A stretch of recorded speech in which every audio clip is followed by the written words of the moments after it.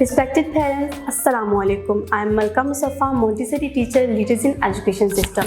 Today I am here in front of you with a new activity which is folding clothes and napkin. The purpose of this activity is to enhance self-care, independence and to do practical tasks in daily life. Moreover, fine and gross motor skills and hand and eye coordination of the child will also be enhanced. Noor is with me to perform this activity. Assalamu alaikum Noor. How are you? I fight auntie. Are you ready? Yes. Shall we start? Yes. Okay, first of all, pick up the napkin and put it here.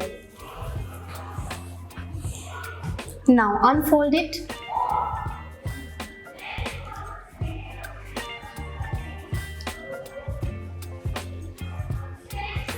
Okay, very good. First of all, you will see me how I am going to do and next you will do the same. Like this and like this. Okay? चलिए अब आप napkin पकड़े, इसको unfold करें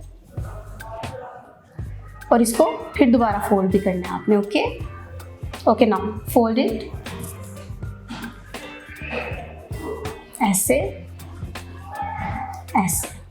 Very good, shabash.